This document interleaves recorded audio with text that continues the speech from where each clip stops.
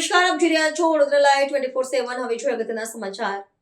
Gotri general હોસ્પિટલના ડોક્ટરની ગંભીર બેદરકારીના લીધે લોહી લુહાણ દર્દી હોવા છતાં આખી રાત તાત્કાલિક બહાર સૂઈ રહેવા મજબૂર બન્યા. માનવતા મરી પરવારી હોય તેમ સ્પષ્ટપણે જોવા મળે છે.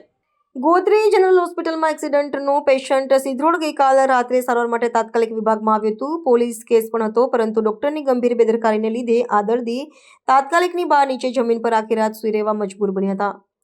ડોક્ટર દ્વારા પેશન્ટને એડમિટ કરવાનું કહીને બીજા ડોક્ટરે તેમના ઘરે જવાનું કહ્યું હતું. પોલીસ કેસ હોવા છતાં આવી ગંભીર બેદરકારી ગોત્રી હોસ્પિટલમાં જોવા મળી હતી.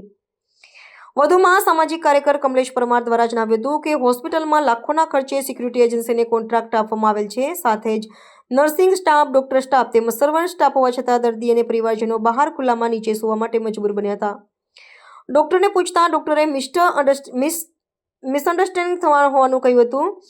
આ કેટલી ગંભીર બાબત છે. લોહી લુહાણ હાલતમાં પેશન્ટ હોસ્પિટલમાં બેડ હોવા છતાં આખી રાત નીચે સૂવાનો વારો આવ્યો હતો. કમલેશ પરમાર ત્યાં પહોંચીને પેશન્ટને યોગ્ય સારવાર અપાવી હતી અને આવા જવાબદાર અધિકારીઓ અને કર્મચારીઓ વિરુદ્ધ કાયદાકીય કાર્યવાહી કરવામાં આવે તેવી માંગ કરવામાં આવી હતી. આજરોજ ગોત્રી જનરલ હોસ્પિટલમાં ઓચિંતી વિઝિટ લેતા જાણવા મળ્યું કે એક પેશન્ટ જે નીચે સૂતેલી હાલતમાં હતું, ત્યારે અમે સંપૂર્ણ એની પૂછપરછ કરતા જાણવા મળ્યું કે સિંગરોટનો હતો અને એ જે પેશન્ટનો એપીઆર પણ ફાટેલો હતો, છતાં પણ ક્યાંક ને ક્યાંક લાગી રહ્યું છે કે ગોત્રી જનરલ હોસ્પિટલની માનવતા મરી પરવારી છે.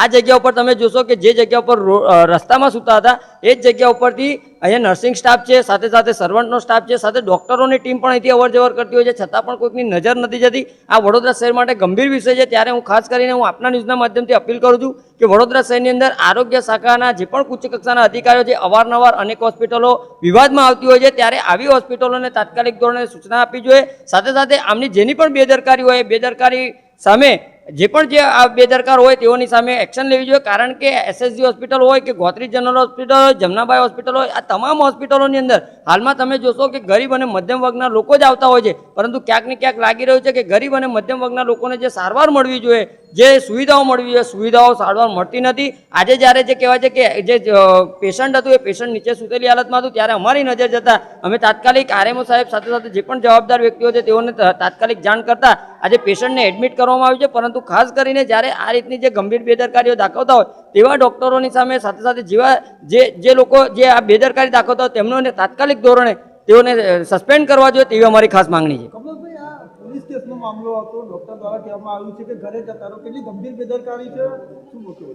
ચોક્કસથી જે પોલીસ કેસ થયો હતો અને જે પેશન્ટ અંદર જે ખાટલામાં સૂતા હતા ત્યારે તેઓને અંદરથી જણાવવામાં આવ્યું કે ભાઈ તમે બહાર સૂઈ જાઓ. એટલે જે પેશન્ટને અમે પૂછ્યું ત્યારે અમને કહેવા મળ્યું કે ભાઈ સીટી સ્કેન કરાવવાનો છે અને સીટી સ્કેનનો રિપોર્ટ આવે ત્યાં સુધી તમે બહાર બેસો. એટલે બહાર ક્યાં બેસે? કારણ કે આખું તમે જોશો કે એ પેશન્ટને બ્લડિંગ આખું મોઢા પર દેખાતું હતું અને આ રીતનું જ્યારે પેશન્ટ અહીંયા આગળ બહાર સૂતેલી હાલતમાં જોવા મળે, આ વડોદરા શહેર માટે ખૂબ જ ગંભીર વિષય છે. એટલે ગોત્રી જનરલ હોસ્પિટલના જે પણ જવાબદાર વ્યક્તિઓ છે એ તાત્કાલિક ધોરણે સંપૂર્ણ તપાસ કરી અને આવા અધિકારીઓ સામે કાયદાકીય કાર્યવાહી કરવામાં આવે તેવી અમારી ખાસ માંગણી છે. પછી આદર નહીં કાલ રાતનો બેહો જો છું યાર. અહીંયા તમને મોકલી આલ્યા. આ બધા ઘરના છે ને રાહ બધું રિપોર્ટ આન લાવી આડીએ જ છે. આવું શાનો રિપોર્ટ બાકી છે? સીટી સ્કેન આના દાંતનો બાકી છે. તો તમે અંદર એડમિટ હતા? એડમિટ નહીં કર્યા એટલે રજા મળી ગઈ એવું કહ્યું એમને. તમે ઘેર જે કે કશું થાય તો પાછા આવજો એવું કહ્યું. તો તમે રાતના બહાર જ છો? હા. ખાટલો નહીં આપ્યો? ના. ખાટલો કેમ ના આપ્યો? હા, અમારે જવું કર્યું એ બધું અડવાનું નહીં તમારે. શું કે છે? શું કે છે? એ લોકો એવું કે રિપોર્ટ સવારે કાલે 9 વાગે કરાવીને પછી બતાવી જજો એમ. રિપોર્ટ નથી આવ્યો એટલે તમે હા. કઈ આવો છો? રાજુ સિંધરોડ રાજુપુરા. શું નામ છે? સુનિલભાઈ રાજેશભાઈ બચુભાઈ. નમસ્કાર, મારું નામ ડૉક્ટર શ્રવણ દવે છે. હું અહીંયા ઇમરજન્સી મેડિસિન ડિપાર્ટમેન્ટમાં આસિસ્ટન્ટ પ્રોફેસર તરીકે કામ કરું છું. મારી સાથે ડૉક્ટર સ્વાતિ મેડમ જે પ્રોફેસર અને હેડ ઓફ ડિપાર્ટમેન્ટ છે. આ પેશન્ટ બહાર સૂતું હતું ત્યારે કોઈએ અમને કોઈ જાણ નથી કરી.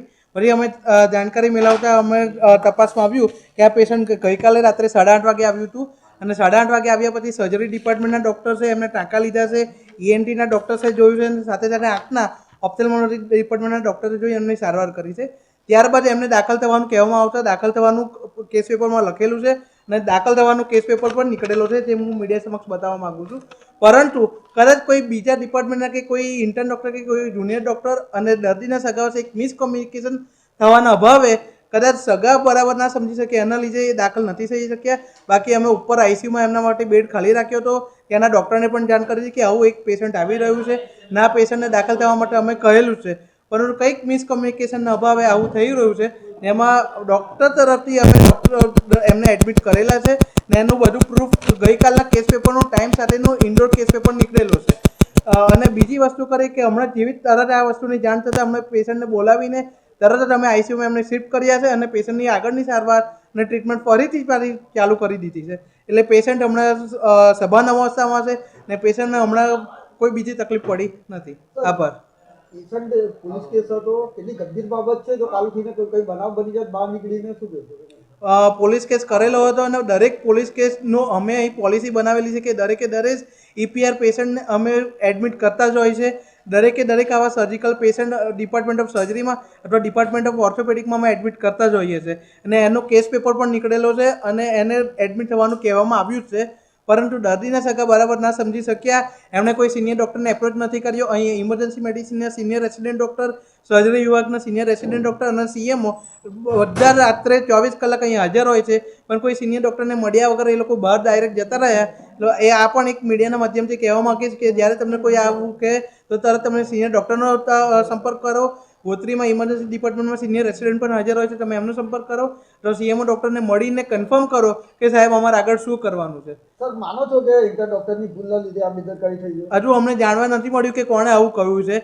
જે ડૉક્ટરે એમની સારવાર કરી બધા ડૉક્ટરને બોલાવીને અમે કન્ફર્મ કર્યું રિલેટિવ સામે, તો રિલેટિવ બધાએ ના પાડી કે આ જેટલી સારવાર કરતા કોઈ ડૉક્ટર છે કોઈ એમને એવું નથી કહ્યું કે તમે ઘરે જતા રહો.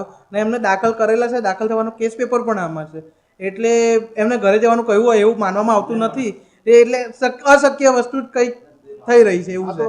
કેમ કે તો એક્શન લેવાશે ડૉક્ટર? હા, 100%. દર્દી જે ડૉક્ટરને લાવે તો એમનો ફોટો બતાવે કે આ ડૉક્ટરે કહ્યું છે તો આપણે આગળની કાર્યવાહી જે તે કરીશું.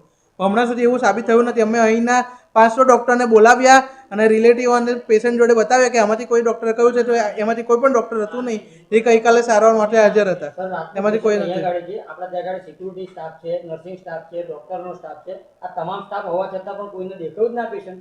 એટલે અમે સિક્યુરિટી સ્ટાફ અને સર્વન્ટ સ્ટાફને બધાને એલર્ટ રહેવાનું કહ્યું છે કે આવું કોઈ પણ દર્દી તરત દેખાય તો તરત જ જાણ કરો ને ઇમરજન્સીમાં તાત્કાલિકમાં લાવીને આપણે એમનું ટ્રીટમેન્ટ ચાલુ થાય એ માટે દરેક લોકોએ સપોર્ટ કરવો પડશે તો જ આગળ વધી શકીશું.